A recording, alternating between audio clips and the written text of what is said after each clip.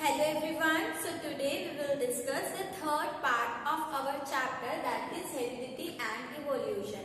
And in this part we will take the experiment that are conducted by Mendel, which conclude that the characters or traits are inherited from one generation to next generation.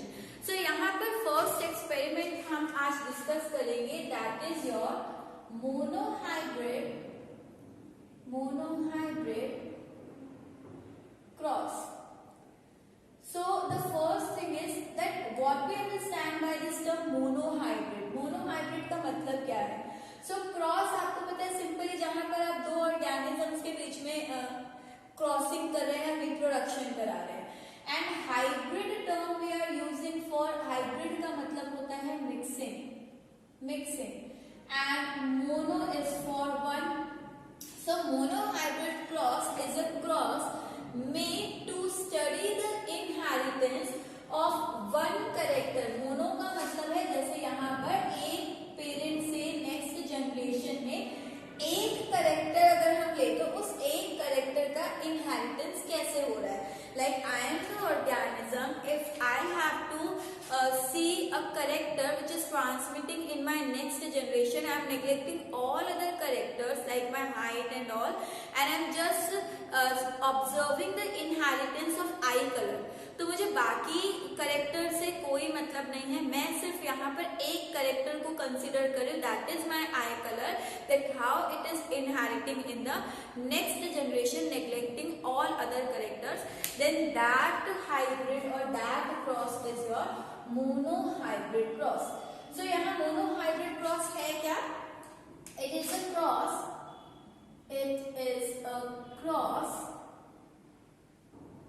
made to observe inheritance is simply the term we are using for transferring inheritance of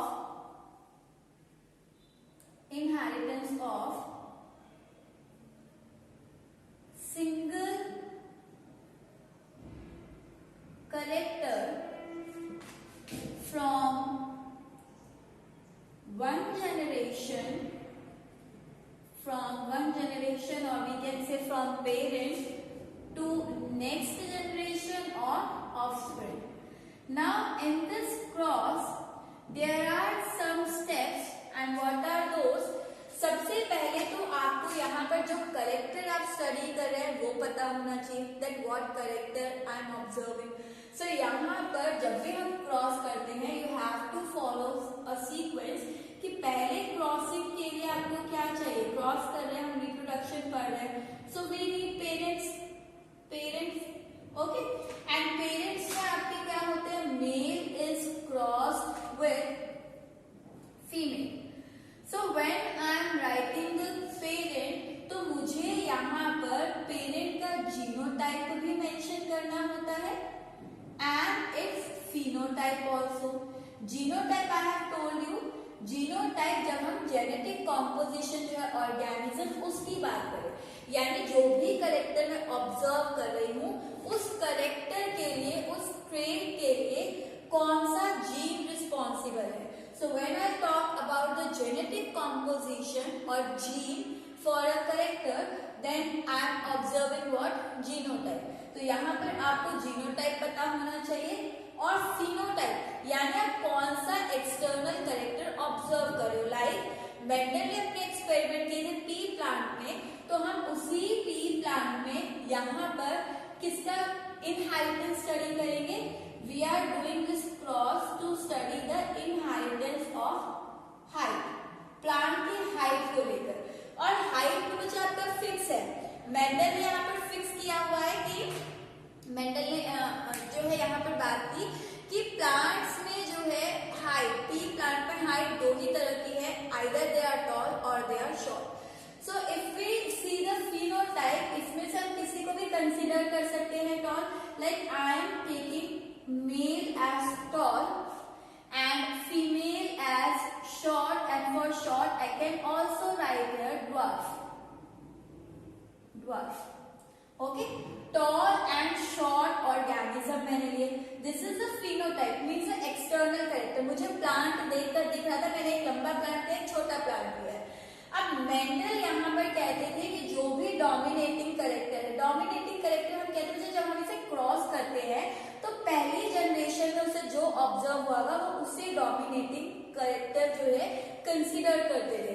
तो यहाँ कोई fix नहीं है, अपने experiments करने के बाद उन्होंने कंक्लूड कर दिया कि कौन से करेक्टर आपके डोमिनेटिंग होंगे और कौन से रिसेसिव, बट वो जो कंक्लूड किया गया है वो इन एक्सपेरिमेंट की ऑब्जर्वेशन है। यानी उन्होंने टॉल और शॉर्ट प्लांट को लिया and when he crossed these two plant, जब इन्हें क्रॉस किया तो उन्होंने देखा कि यहाँ पर हमेशा नेक्स्ट जनरेशन जो कि आपका F1 जनरेशन है वो कैसी आती थी, टॉल, और जब टॉल आ रही थी तो इन्होंने टॉल को ही क्या किया, डोमिनेटिंग करेक्टर कंसीडर किया।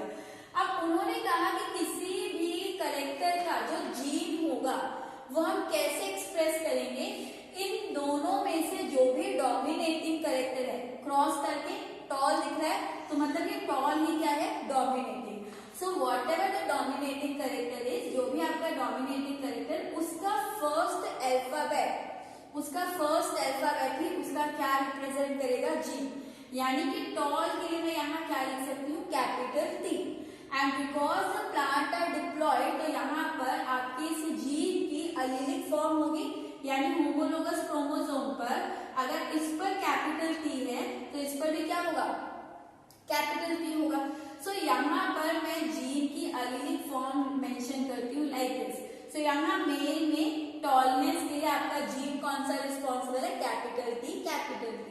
नाउ फॉर शॉर्ट और ड्वार्फ, अब इन्होंने कहा जो भी आपका डोमिनेटिंग करेक्टर है उसका जो फर्स्ट अल्फाबेट है उसी से हम जीन रिप्रेजेंट करेंगे। एंड ऑब्जर्वेशन में या मैथमेटिकल कंक्लूजन में यहाँ पर प्रॉब्लम ना आए, कंफ्यूजन ना आए, तो दूसरे करेक्टर से हमें अल्फाबेट नहीं लेना है, जो हमने अल्फाबेट डोमिनेटिंग के लिए ले लिया है इसी का स्मॉल अल्फाबेट हम रिसेसिव के लिए शो करेंगे। यानी कि शॉर्ट को हम रिप्रेजेंट करेंगे किससे, स्मॉल टी से। तो ये टी कहाँ से आते हैं, ये जब जो भी आप दो करेक्टर पिक कर रहे हैं उनको जब क्रॉस कराए तो जो पहले अपीयर होगा वही आपका जो है, उसी अगर टॉल है तो टॉल को मैंने डोमिनेट कंसीडर कर लिया और इसे मैं टी से रिप्रेजेंट करूंगी और ऑटोमेटिकली सेकेंड करेक्टर जो है वो उसका स्मॉल अल्फाबेट होगा। ठीक है, यहाँ पर आपको एस नहीं लेना है। So this is the genotype of parents. Now अब जब भी पेरेंट्स यहाँ पर क्लियर हो गए मुझे। अब यहाँ फर्टिलाइजेशन में सेकेंड स्टेप क्या होता है, फ्रॉम दिस पेरेंट हम रिप्रोडक्शन कंप्लीट कर चुके तो पेरेंट बॉडी में क्या बनते हैं, गैमेट्स बनते हैं। सो यहाँ पर आपका ये जो गैमेट्स हैं, ये जो अलील है, गैमेट्स आपका बनते हैं तो ये क्रोमोसोम सेपरेट होते हैं। जो होमोलोगस कॉपी थी, एक आपका एक गैमेट में जाएगी, दूसरे गैमेट में जाएगी, है ना।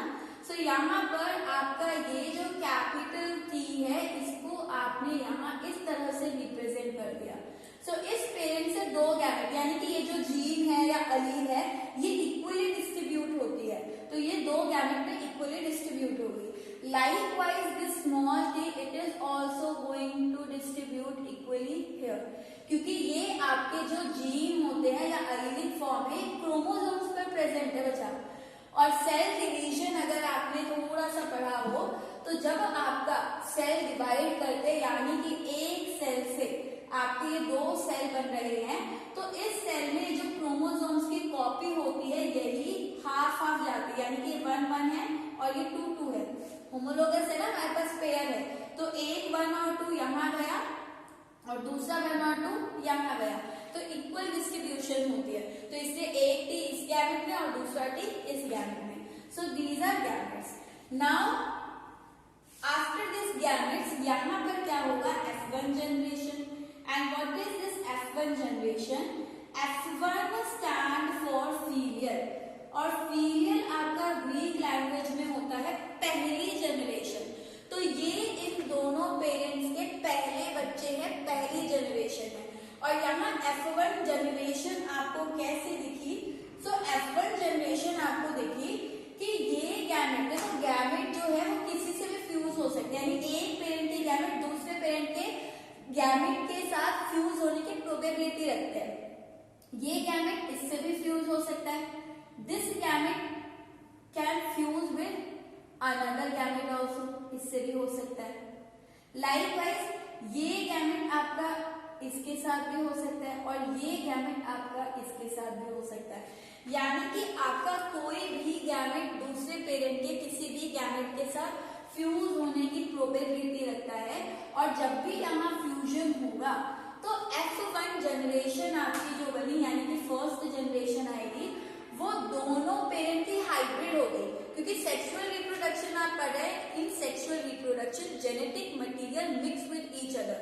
तो यहाँ T और इसका स्मॉल t दोनों पेरेंट्स का करेक्टर आएगा F1 जनरेशन में। मीन्स यहाँ पर चारों जो इंडिविजुअल होंगे they have the same genotype, that is capital T and small t। And what Mendel observe, क्योंकि उन्हें जीन तो दिख नहीं रहे थे, जीन तो इनसाइड है, वो थोड़ी हमें दिखेंगे। सो मेंडल ऑब्जर्व कि यहाँ पर जितने भी प्लांट थे वो क्या थे, टॉल थे। वो क्या थे, टॉल थे। सो यहाँ पर उन्होंने ये बात की, ठीक है। अब इन्होंने क्या कहा कि यहाँ सारे आपके टॉल है, जबकि करेक्टर तो दूसरे पेरेंट का भी गया है, but all 4 plants are tall here, ठीक है। आप ये 4 प्लांट्स कैसा इस तरह भी ड्रॉ कर सकते हैं। This is the Punnett square जो मेंडल ने यूज किया था to find out the generation और प्रोजेनी। वन साइड पर ये एक पेरेंट को रखते थे, this is the symbol for male. दूसरे साइड पर ये दूसरे पेरेंट को रखते थे, this is the symbol of female. यहाँ पर मेल के क्या गैमेट है, कैपिटल टी, और फीमेल के क्या गैमेट है, स्मॉल टी। और जब यहाँ पर क्रॉस होगा, ये दोनों क्रॉस हुए इस बॉक्स में, तो capital T with small t, और इस बॉक्स में ये दोनों यहाँ पर क्रॉस हो रहे हैं, तो capital T small t। Then this one with this one, नीचे आपका ये दोनों क्रॉस हो रहे हैं, और यहाँ पर आपके ये दोनों क्रॉस हो रहे हैं। तो ये आपके चांसेस है, यानी कि सारे ही क्या है, कैपिटल विद स्मॉल। लेकिन यहाँ स्मॉल t गया है, but what we are observing कि यहाँ सारी प्रोजेनी कैसी है, टॉल। तो यहाँ पर इन्होंने ये श्योरिटी के लिए कि अभी प्रोजेनी सारी टॉल है, बट बिकॉज यहाँ पर सेकेंड पेरेंट का करेक्टर भी इनहेरिट हुआ है, ट्रांसफर हुआ है, so there is probability, there is possibility that this character will express in the future generation, कि ये आपका स्मॉल t जो कि आपका शॉर्ट या ड्वार्फ हाइट के लिए रिस्पॉन्सिबल है, ये यहाँ एक्सप्रेस नहीं हो पाया, लेकिन क्योंकि इनहेरिट हुआ है तो पॉसिबिलिटीज है, प्रोबेबिलिटी है कि ये आगे एक्सप्रेस हो सकता है। तो इसके लिए इन्होंने क्या किया, जो पहली जनरेशन यानी कि जो आपकी जनरेशन मिली, इन्हीं जनरेशन की सेल्फिंग करा दी, ठीक है। यानी कि आपका एक जो फ्लावर है उसके अंदर ये जीनोटाइप है, या नया जो प्लांट बना उसके अंदर ये जीनोटाइप है, और इसके फ्लावर की पॉलन इसी के स्टिग्मा पर क्या करा दी, फ्यूज करा दी। तो यहाँ पर मेल के अंदर भी यही, ये आपकी ये चीज क्या मिली है, F1 जनरेशन में ये आपको नई प्रोजेनी मिली है ना, नए प्लांट्स मिले हैं, और उन प्लांट्स में आपको ये सारे टॉल प्लांट है, उनका ये जीनोटाइप है। तो उस प्लांट पर आपका जो भी फ्लावर आएगा, इस फ्लावर के मेल को इसी के फीमेल के साथ फ्यूज कराना, दैट इज सेल्फिंग, अपने ही अंदर फ्यूज करना। तो इनमें से उसने कोई एक प्लांट लिया और उसकी सेल्फिंग करा दी। तो यहाँ पर नेक्स्ट क्या हुआ, F जनरेशन की सेल्फिंग, F जनरेशन की क्या हुई, selfing. When F1 generation self cross, जब यहाँ पर F1 जनरेशन को सेल्फ क्रॉस किया गया, सो यहाँ सेल्फ क्रॉस से आपको क्या मिलेगा, this is the F1 generation, this it is self cross with this, ठीक है। So these are the parents for the next generation, और ये दोनों ही क्या है, tall, this one is also tall. Now इससे आगे मैं वहां मेंशन कर रही हूं, ये F1 जनरेशन है,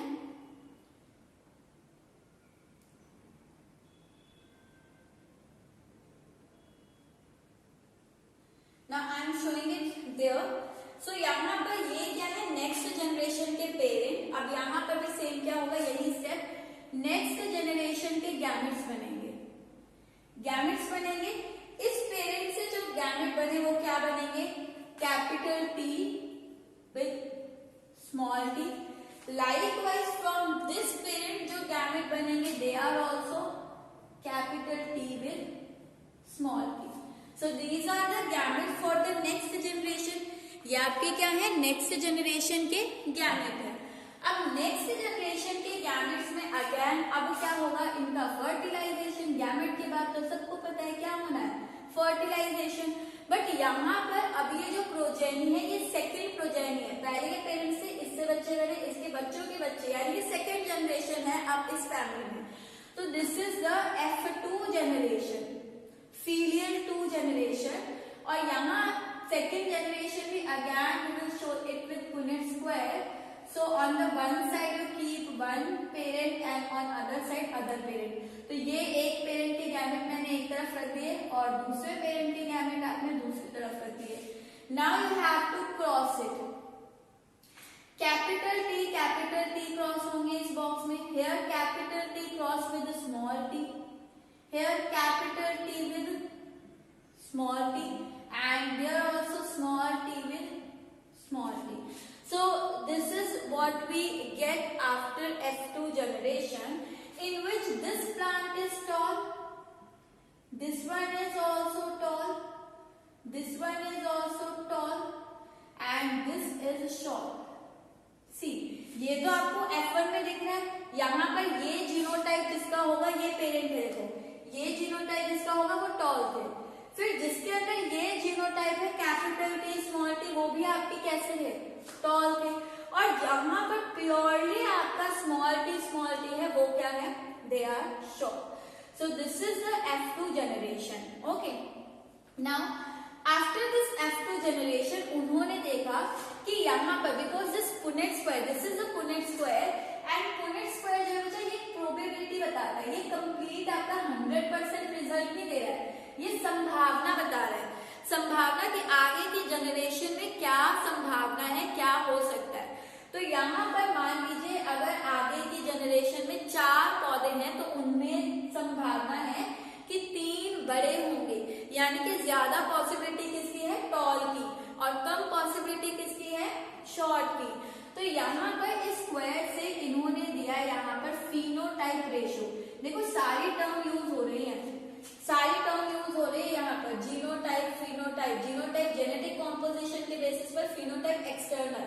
अब यहाँ एक्सटर्नल कैरेक्टर में देखो, बाहर से अगर देखो तो 3 पौधे मुझे टॉल मिले, तो on the basis of phenotype ratio इन्होंने क्या दिया कि यहाँ 2 ही फिनोटाइप है, या तो पौधा बड़ा दिख रहा है या फिर पौधा शॉर्ट दिख रहा है। And if the plant is tall, तो वो कितनी संभावना है, इन 4 में से 3, 4 बॉक्सेस में से 3, और शॉर्ट कितना है, वो है आपका 1। तो ये टोटल प्रोजेनी कितनी होगी, 4 में से 3 टॉल हो सकते हैं और 1 शॉर्ट हो सकता है। दिस इज प्रोबेबिलिटी, ये संभावना है आने की, ठीक है। जैसे हम क्रॉस करें तो हम कहें आगे संभावना है, लड़का भी हो सकता है, लड़की भी हो सकती है। तो यहाँ संभावना ज्यादा किसके, ज्यादा चांसेस किसके कि नेक्स्ट जनरेशन में टॉल आपको ज्यादा अपीयर होंगे। अब इस ये रेशियो तो हो गया फिनोटाइप। लाइकवाइज इन्होंने यहाँ पर दिया genotype ratio. And what is genotype ratio, genotype में आप यहाँ स्टडी करेंगे जीन्स की। अगर मैं जीन्स को देखूं तो यहाँ पर एक है capital T, then there one more genotype is there capital with small and one more is there small with small. So यहाँ कैपिटल T 4 में से कितना है, 1, कैपिटल में स्मॉल 4 में से कितना है, 2, एंड स्मॉल आपका कितना है, 1। सो इन 4 बॉक्सेस में 4 अगर प्रोजेनी है तो संभावना क्या होगी कि कैपिटल T की 1 होगी, कैपिटल T में स्मॉल की 2 होगी, स्मॉल t की 1 होगी। सो this is the phenotype and genotype ratio. Okay, this is the complete monohybrid. यहाँ पर देखो हम इनहेरिटेंस सिर्फ एक करेक्टर का देख रहे हैं, कौन सा करेक्टर, हाइट। प्लांट के अंदर, ट्री प्लांट के अंदर बहुत सारे करेक्टर, उसका सीड, उसकी फ्लावर की position that we have talk earlier. So हम सबको नेगलेक्ट करके सिर्फ मैं एक करेक्टर देख लूं कि वो आगे की जनरेशन में कैसे ट्रांसफर हो रहा है, and that is your height. So that is why it is called monohybrid cross. Now from this complete cross, यहाँ पर मेंडल ने कंक्लूड क्या किया बच्चा, ये क्रॉस उसने किया तो इस क्रॉस का क्या कंक्लूजन निकाला कि ये क्रॉस क्या बता रहा है. So from this cross Mendel have given 2 law. यहाँ पर मेंडल ने इस क्रॉस से क्या दिए, 2 लॉ दिए. ठीक है, 2 प्रिंसिपल दिए. सो यहाँ पर conclusion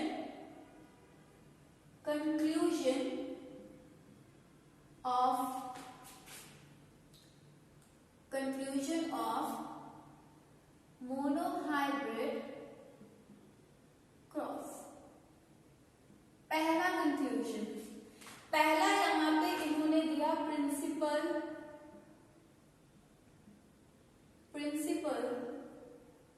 of dominance. So principle of dominance, it states that in heterozygous condition,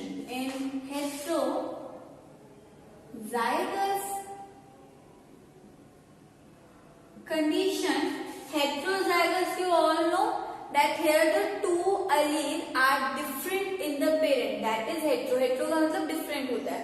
तो in heterozygous condition of F1 generation,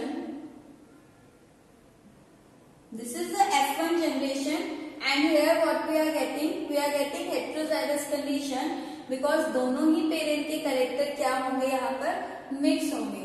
So it said that in heterozygous condition of F1 generation, the dominant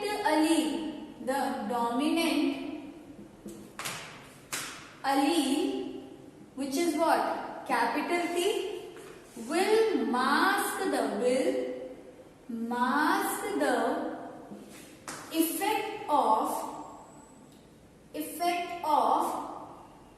recessive allele.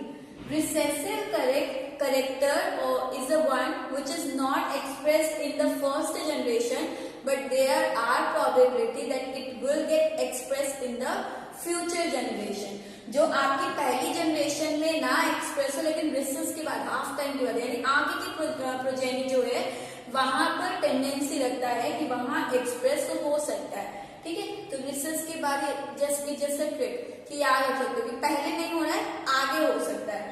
सो यहाँ पर will mask the effect of recessive allele.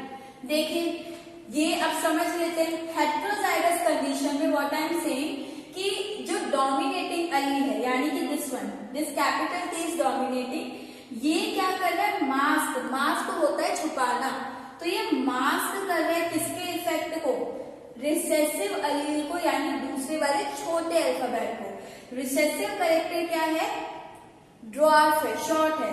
तो यहाँ पर जब इसे mask कर लेता है और ये खुद क्या हो जाता है, एक्सप्रेस. अगर ये इसे मास्क नहीं करता, इसको रोकता नहीं, इसको कवर नहीं करता, तो यहाँ पर आपका जो प्लांट है वो क्या हो जाता, शॉर्ट भी आने चाहिए थे, बट यहाँ तो हमें चारों ही कैसे मिले, टॉल मिले.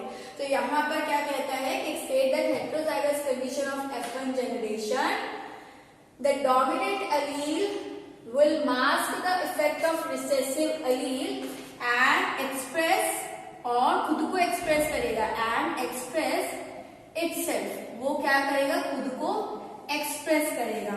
This is your principle of dominance. ठीक है बच्चा, प्रिंसिपल एक टर्म होता है, एक होता है लॉ जो होते हैं वो यूनिवर्सल होते हैं, और प्रिंसिपल्स होते हैं जो कि आपके एक्सपेरिमेंट्स में सही हो, but still we have certain variation of them. So यहाँ पर कुछ वेरिएशंस या हम कहें कि वहां पर हमें उससे डिफरेंट रिजल्ट कुछ मिल रहा हो तो उसे लॉ कंसिडर नहीं करते. लॉ यूनिवर्सल होना चाहिए जो हर जगह हमेशा सही हो. तो ये प्रिंसिपल है, it is not law, because यहाँ पर कई एक्सपेरिमेंट्स देखे गए जो मेंडल के कलीग्स या उनके फ्रेंड्स ने परफॉर्म किए होंगे टू वेरीफाई हिज रिजल्ट और लॉस। सो यहाँ पर ये देखा गया कि कई ऐसे प्लांट है जहां पर आपका दोनों पेरेंट का कैरेक्टर जो है वो मिक्स होकर एक इंटरमीडिएट रिजल्ट देता है, यानी कि ये तो यही जीनोटाइप तो यही होगा, बट यहाँ पर दोनों में से कोई भी पेरेंट का कैरेक्टर एक्सप्रेस नहीं हुआ, बल्कि यहाँ पर एक नया कैरेक्टर एक्सप्रेस हुआ ऑफ इंटरमीडिएट हाइट। ठीक है, सो इस प्रिंसिपल इसे हम इसलिए कह रहे हैं because it is not law. इसके हमारे पास क्या है, इसके हमारे पास एक्सेप्शंस है जहां पर हमें इंटरमीडिएट भी मिल जाता है, बट इन्हीं एक्सेप्शंस को और इन्हीं वेरिएशन को मेंडल ने अपने एक्सपेरिमेंट में नेग्लेक्ट किया था। Mendel was a very clever person. उन्होंने जहां पर भी कोई गलती होती थी ना उनकी एक्सपेरिमेंट की, तो वो कहते थे कि ये शायद एनवायरमेंट में या कुछ एक्सपेरिमेंट में गड़बड़ हो गई है, वरना मेरे रिजल्ट तो फिक्स है। तो उन्होंने इस तरह के वेरिएशन को नेग्लेक्ट कर दिया कि ऐसा कोई चीज नहीं होती इंटरमीडिएट साइज, हमेशा दोनों पेरेंट में से एक पेरेंट का कैरेक्टर ही आगे एक्सप्रेस होगा F1 में, फॉर F1। ठीक है, सो यहाँ पर this is your principle of dominance, but more conclusion is given by monohybrid cross, that is law of, this is a law of segregation term we are using for separation और segregation क्या कहता है, that during the gamete formation, देखो ये हमारे parent थे, these are the parent, जब gamete formation होता है, gamete formation by the process of meiosis होगा, ये मैंने बताया है कि गैमेट जब भी बन रहे हैं तो मियोसिस हो रहा है आपकी बॉडी में। तो यहाँ पर आपके पेरेंट से जब गैमेट बनेगा by the process of meiosis, at that time the two Aleel of a gene, ये कंप्लीट एक जीन था T, और इसके यहाँ दो अलील फॉर्म है इस पेरेंट में, तो दो अलील जो है एक जीन की वो इंडिपेंडेंटली डिफरेंट गैमेट में सेपरेट हो जाएगी। ऐसा नहीं है कि जहां कैपिटल T जाएगा वहां मैं भी जाऊंगा, यानी कि दोनों कभी भी आपका एक गैमेट में मूव नहीं करेंगी। ये क्या है यहाँ पर कि ये एक दूसरे से इंडिपेंडेंटली वर्क करती है, तो ये दोनों अलील फॉर्म जो है वो डिफरेंट गैमेट में मूव होगी during gamete formation. So law of segregation क्या कहता है, that during gamete formation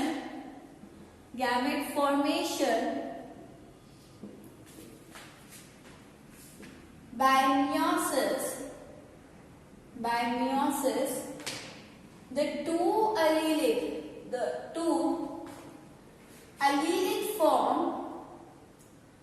forms of a gene will separate or we can say segregate independently in different